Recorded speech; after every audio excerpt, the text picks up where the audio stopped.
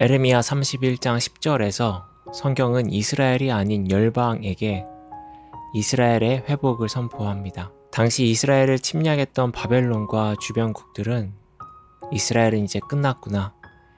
유다는 역사에서 사라질 수 있겠구나. 그렇게 이스라엘 미래를 비관했을 것입니다. 비관하는 것이 당연합니다. 거대한 제국인 바벨론 앞에 유다는 한 줌의 재였고 이미 유다의 왕과 백성은 이방 땅으로 포로되어 끌려갔습니다. 이스라엘의 몰락이라는 이 눈앞에 보이는 버젓한 사실과 그 명백한 사실을 바탕으로 펼쳐질 미래는 이스라엘에게 희망을 말하기 어려웠습니다. 열방의 생각 역시 그러했을 것입니다.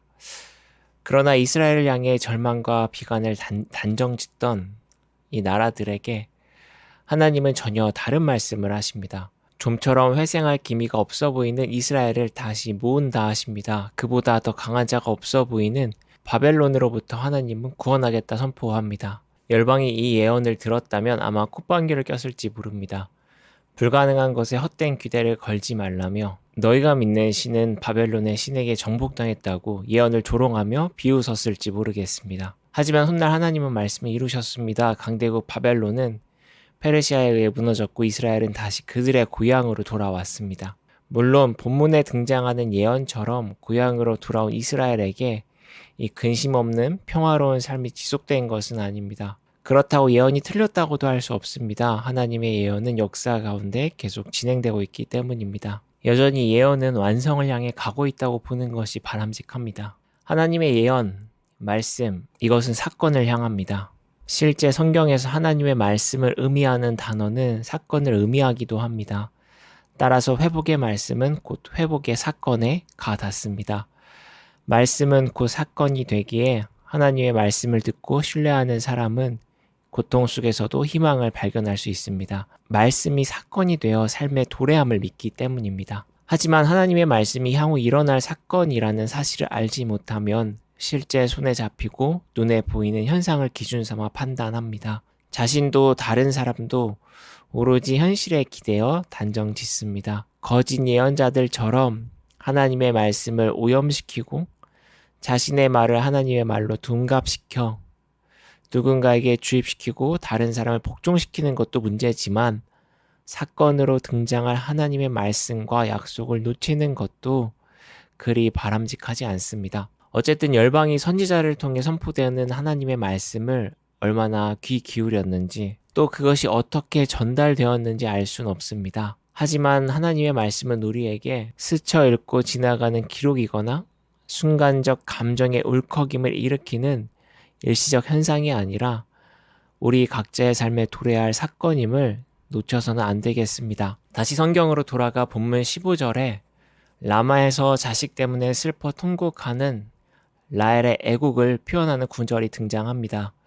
매일 성경의 해설에 나오듯 라마는 바벨론으로 끌려가던 유다 백성들의 중간 집결지 같은 곳이었다고 합니다. 그러니까 바벨론은 유다의 포로들을 이곳으로 집결시킨 후 바벨론으로 끌고 갔다는 거죠. 슬픔의 현장이었던 것입니다. 또 이 근방에는 라헬의 무덤이 있었다고 합니다. 라헬은 야곱의 아내로 요셉과 베냐민의 어머니입니다. 요셉과 베냐민의 후손은 훗날 북이스라엘의 주요 지파가 됩니다. 즉 라마에서 라헬이 자식이 없어져서 슬피 울었다는 것은 과거 포로되어 이미 사라진 북이스라엘 그리고 현재 라마에서 바벨론으로 끌려가는 남유다, 다시 말해 북왕국 남왕국 할 것 없이 전 이스라엘에 대한 애통을 표현하는 말입니다. 하지만 예언은 애통을 표현하는 것으로 끝나지 않습니다. 라마에서 애통하는 라헬의 눈물과 울음을 멈추라고 하나님은 말씀하십니다. 그들의 아들과 딸들이 돌아올 것을 밝힙니다. 이 예언은 훗날 신약의 시대에 마태가 사용합니다. 마태복음 2장에서 마태는 헤롯 대왕이 예수님의 탄생에 불안해하며 베들레헴 남아들을 살해한 사건을 기록합니다. 그리고 그 기록과 더불어 라마에서 자식 때문에 통곡하던 라헬을 상기시킵니다. 참고로 베들레헴은 라마에서도 가까웠다고 합니다. 마태는 베들레헴에 닥친 아픔의 현장을 기록하며 예레미야의 예언을 떠올린 것이죠. 그리고 과거 하나님이 그러셨듯 예수가 그 모든 눈물을 닦아줄 구원자라는 메시지를 담습니다. 실제 예수님은 이스라엘의 아픔을 위로하였습니다.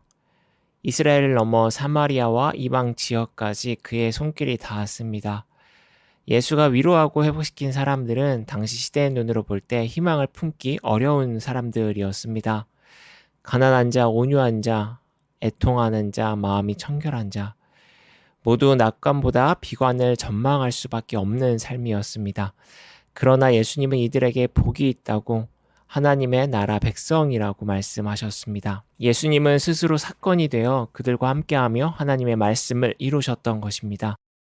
사건이 된 예수의 말씀이 산에서 들려오는 복되다는 선언이 우리의 삶에도 드러나 우리의 삶을 선하게 이끌길 소망합니다. 그 말씀을 신뢰하며 우리가 선한 길을 걷길 바랍니다.